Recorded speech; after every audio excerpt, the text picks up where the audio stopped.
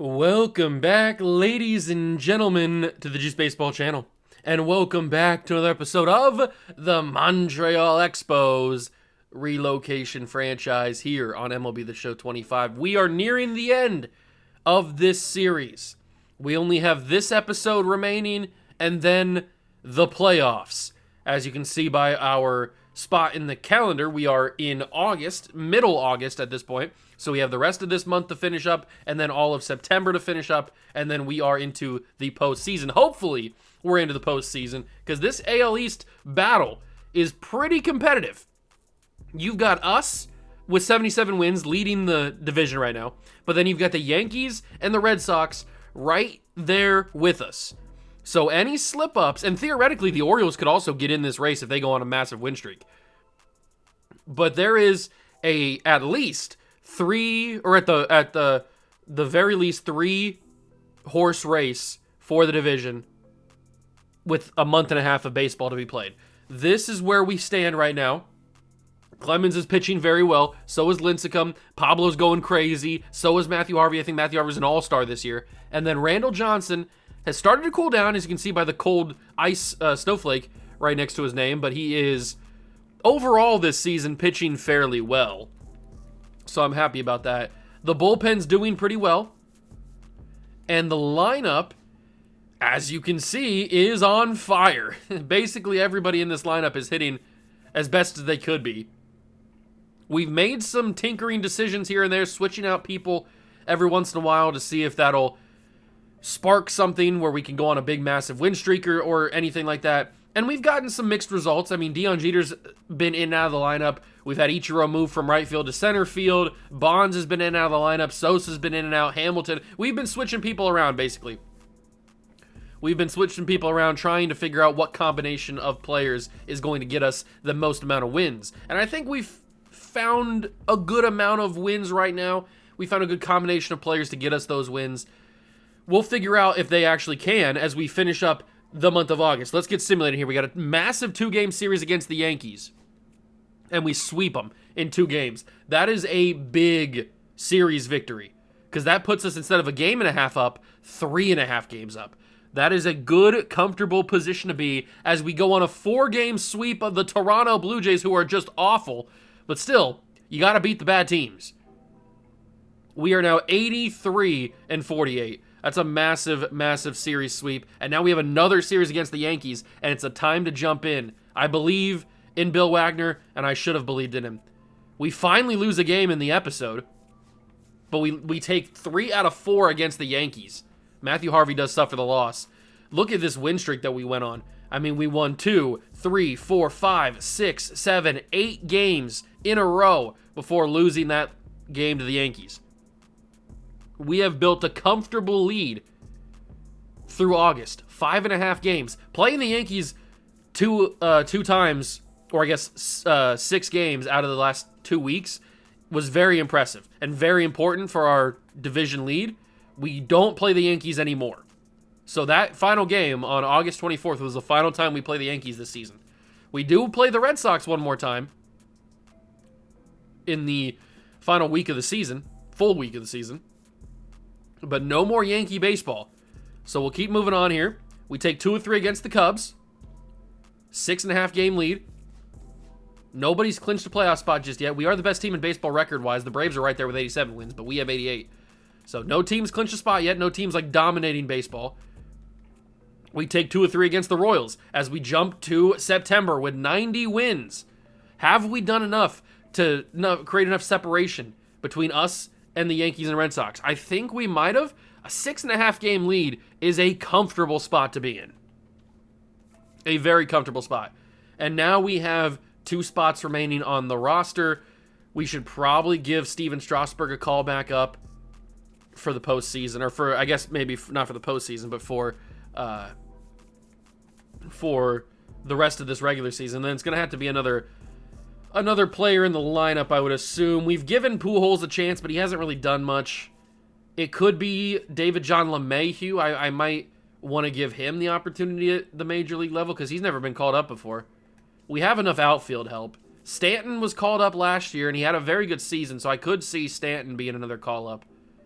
But it's not like we need outfield help, and we have enough DH help, so I think it's going to be LeMahieu who's going to get the call. Never mind, we can't add him to the 40-man roster. Who is on the 40-man that we don't care about? Well, we care about everybody, technically. We have a lot of bullpen arms in the lineup, or in the 40-man roster. Griffey's on the 40-man. A lot of guys on the 40-man. But all these guys I kind of believe should be on the 40-man. Although if you're going to be on the 40-man, you probably got to be up here in the majors. So I think it might just have to be Stanton again. Give us another power hitter. It could be Rodriguez, but I think it's going to be Stanton. We're going to call Stanton back up, just so I don't have to deal with removing anybody from the 40-man. It's just simpler that way. We call Stanton back up. How's everybody looking, though? Clemens is looking really good. So is Lincecum. Martinez has struggled a little bit. He's on a cold streak right now, but Matthew Harvey's killing it. And Randall Johnson's pitching pretty well, and I'm assuming that crown means he's leading strikeouts with 178. That would be my best guess. Strasburg will be a big-time long relief guy for us, at least for this final month. I don't know if he'll make the postseason roster. Probably not. And we do have Fielder cold and Rodriguez cold, but so is Peter Rose. So maybe, but Ripken's up now over 300 again, but Jeter's also hot. Ripken can't play third base. Neither can Jeter. Tricky. Sosa's over 300. Cano is doing pretty well. I don't see any reason to bump him off. Josh Hamilton is hitting 32 home runs as the DH, so he's going crazy. I do think we need to pull A-Rod out of the lineup right now. Let's put Rose back in. They've been flip-flopping pretty consistently. Fielder, if only we could have somebody else play first base. I mean, Joey Mauer can play first base, but then nobody can play catcher except for Posey. If Jeter wasn't hot, I'd put McGuire back, or Ripken back in. But they're both hot. You know what? Give me Calvin Ripken. Give me Calvin Ripken back in the lineup. We'll see what that does. We'll win some games. King Fielder, okay. King Fielder has broken his leg, so they just did it for me. Okay, we lose 2 or 3 against the boys, against the Dodgers though. They just did that for me though. All right, well, what do we do now? So now that Fielder's out of the lineup, it looks like Joey's gonna have to go play first, unless I could put Marcus McGuire there. But Marcus McGuire hasn't really hit that well. We'll give him the opportunity as Fielder gets ready to go. But we do need to add another player to the lineup here.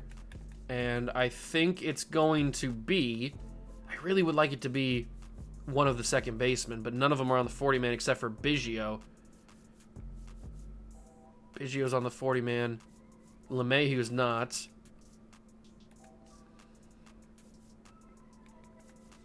You know what? It doesn't really matter, does it? Because the playoff roster is going to change everything. So let's just move up Pujols. Let's just give Pujols the call up. And let's see how McGuire does. If they give me a McGuire jump in, I'll definitely do it. But let's see how McGuire does. Frankie Thomas gets hurt. We have a Peter Rose jump in situation. Okay, we're down 6-4 to the Rangers. Bases are loaded. Maybe we can help this situation out. Maybe we can get a win. That'd be pretty nice. I just saw, as we were loading into this game, that we lead the majors in home runs, as we usually do, but we have 237, which is pretty awesome. We are smacking baseballs over the walls every single game, because we have a bunch of team home runs, team total home runs. We're doing a really good job in that department. But another thing we have to do really well in is getting runs across the plate in these kind of situations. Peter Rose needs to deliver, and he's not going to unless he can beat the double play opportunity. He is going to beat the double play. So it's a fielder's choice. It scores a run. It's 6-5 now. They're going to pull their pitcher, and they're going to bring in Andres Munoz to go up against Robbie Cano. All right, Munoz. He's pretty tired already. He must have pitched recently. They're going to call that a ball, thankfully. 221 with runners in scoring position. Not horrible for Cano, but not amazing. Kind of just whatever. But he's going to improve it right there as he ties the game with a hit into left field. It's 6-all here in Montreal. Robbie Cano's hyped about it. He loves it. Nice little smacker down the left field side. And now that brings up the number 1 hitter, Ichiro, who's 0 for 4 today. But he could have his biggest hit. Is that a clearing? What am I trying to say? A 3-run homer it is. I thought for a second the bases were loaded. It wasn't. It was only a 3-run homer. But Ichiro, with his 29th of the season, smacks that baseball out of here and gives us a 9-6 lead. You know, out of anybody that came up since we jumped in, Peter Rose, Robbie Cano, Ichiro, I would not have pegged Ichiro as the one to give the bases clearing home run, but he does. Good job, Ichiro. Just smacks that baseball out of here. It's a line drive, rainbow pitch, and it goes over the wall. Well, it bounces off the wall. And now it's time for Calvin Ripken. We've got a 9-6 lead. We've done our job. Good reaction time by Andres Munoz there to snag that baseball before it gets past him. That'll be an inning, but I think we did enough to get this win. And we will. We survived the game. We win the game. And now we are looking even better. Ichiro with a big-time home run. Edward Diaz got the win. Good for the boys. That's good morale boosting right there. That is good morale boosting. Let's keep moving. He's eligible to reinstate it from the injured list, but they still have about 4 to 5 weeks. Unfortunately, I think King Fielder's done for the postseason until after the season's over, which does kind of suck. Congratulations, the Bulls make the AAA playoffs, and so do the AA team. This is a big series against the Red Sox that we need to win a few games. The Yankees are starting to climb back. We have clinched at least a playoff appearance, and so have the Red Sox. Oh my God, 4 out of the 5 teams this year are going to be playing playoff baseball. Wow, that's kind of crazy. Are we still the best team in the American League? We are, for now. We're tied with the Braves for the best record overall. We win. Mick Mantle trying to get us a big win here with Devin Williams on the mound. I mean, I got to jump in, right? This could be my last chance in the entire series to jump in. Probably not, but at least in the regular season. All right, Mick Mantle.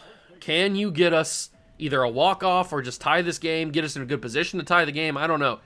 Can you do something for us and not just strike out? That'd be pretty embarrassing. Randall Johnson increases his American League leading strikeout total to 201.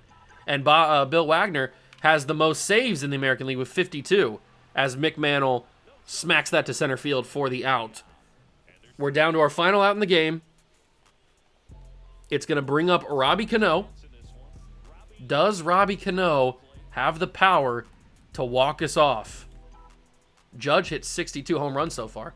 Robbie Cano puts it into right field, but it's going to be in the glove of the right fielder. Twins win.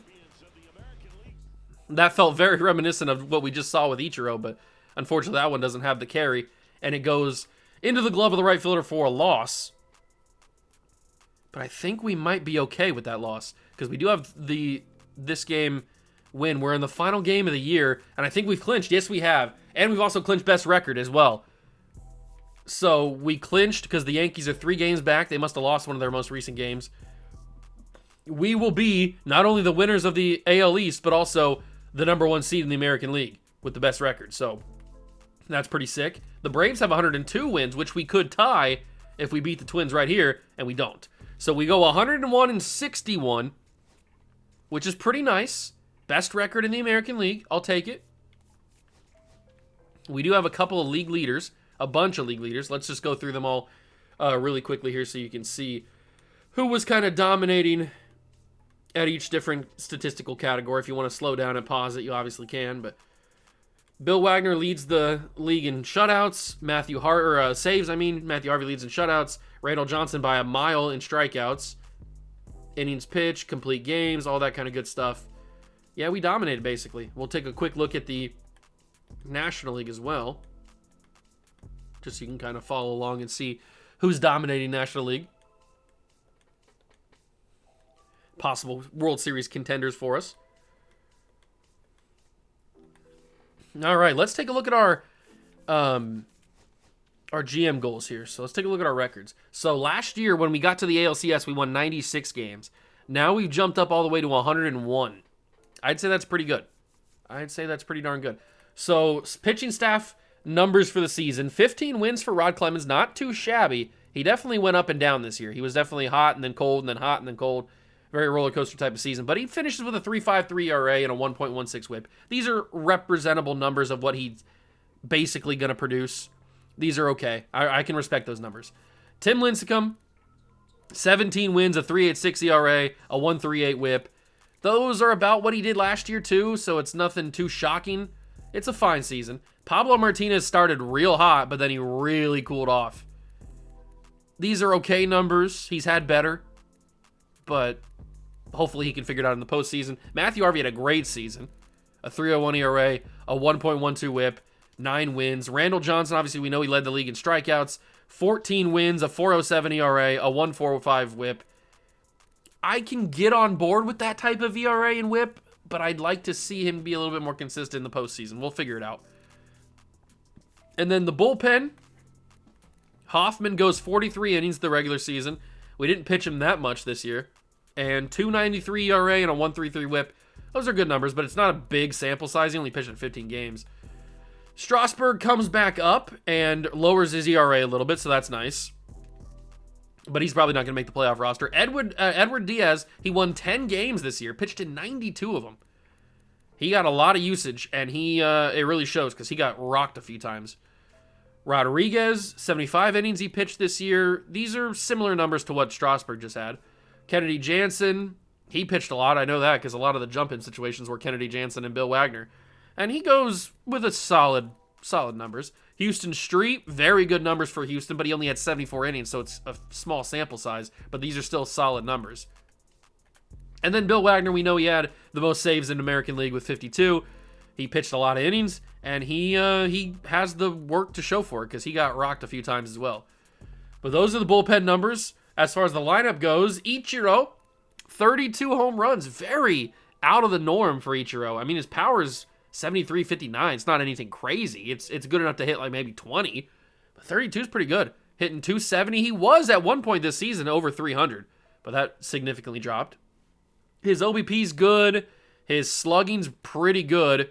And his OPS is pretty solid. So good season overall for Ichiro. Ripken, he was on and off the starting lineup with Jeter. They were kind of interchangeable. But he comes in and hits 284, so he kind of slowed down a little bit. I wonder if Jeter probably, and they must have moved Jeter down for the playoff team. I was going to say, I wonder if Jeter probably starts the postseason. That's what I would assume. Joey Mauer is our most consistent player. He's probably arguably our best player. He's been an all-star 3 out of the 5 times we've played this series. I think we have 4 seasons, whatever it is. He's been an all-star a bunch. He's a great player. He's our most consistent player. Yeah, Joey Mauer's a beast. Marcus McGuire comes in. He did fine in the replacement of King Fielder. Is he our everyday first baseman for the playoffs? Probably. He's probably going to have to be. We'll see what he does. Peter Rose puts up okay numbers. Nothing like he had in year number 2. His power numbers have kind of dropped off, but his average goes up significantly from last year. All of his numbers really go up significantly year over year, so I guess his overall good progression from Peter Rose. And then Bartholomew Bonds, similar numbers to what he's put up the past few years. Good ERA, or good average, good OBP, slugging, OPS. All the numbers are where you would expect them to be for a guy of this caliber. Samuel Sosa, 21 home runs, 304 for Sammy. Good for him. 952 OPS, unbelievable season for Samuel Sosa. He's a 96 overall. He's killing it. And then we've got Robbie Cano, who puts up 21 home runs. He definitely played a lot more consistently than he did last year, even though he had a better average. His numbers were better technically last year, but I think I like his season this year a little bit more. Not just because he has more home runs, but I think overall-wise, even though the numbers don't say it, the numbers would make you think that his season last year is better, and it arguably is. But I think this year was a better season. And then A-Rod also in and out of the lineup a lot. I don't know what we're going to do with A-Rod. He just never really could figure it out the plate. So I don't know what we're going to do with him. Gerald Posey didn't get a lot of time to run, but when he did, he hit pretty well. He was 253. He was at 300 for a while this season. Mick Mantle has done a decent job in the cleanup work he's done, coming in and out of lineup starts and everything. Eiley Rodriguez never really plays because he's never been in the bigs. He keep getting called up. They keep changing my postseason lineup. So who do they got here? They got Strasburg making the postseason team. That's not going to happen. We're going to have not Dennis Eckersley. We're going to have let's see. Deion Jeter obviously gets called back up. They should never take him down in the first place. Joshua Hamilton gets called up. His season we didn't even talk about. 36 home runs, 275 average, slugging 508. He was a beast this year. Absolute beast. Trout gets called back up. I don't know why they took him out in the first place. So we need to take 3 guys off the lineup, which means Manuel Ramirez gets removed. Who else gets removed? Eiley Rodriguez gets removed. And then probably Steve Strasburg gets removed. That's 26 players. Is that everybody we needed? I think that is. They still have Ricky Jackson up here, which I don't hate, but I think I'd rather have Stanton up just for that extra big-time pop. And I think that's everybody I needed up here. We got McGuire and Fielder, but we probably should have an extra first baseman. But technically we do because we have Joey Mauer, and then Posey can go play catcher, and then Mauer can play first. So technically we do have an extra first baseman. It just kind of sucks that Fielder isn't going to make the playoff roster, even though he had 22 home runs. I think he was an all-star, wasn't he? No, he wasn't an all-star. I thought he was. He had a good season, but he broke his leg in September, which is never what you want to do.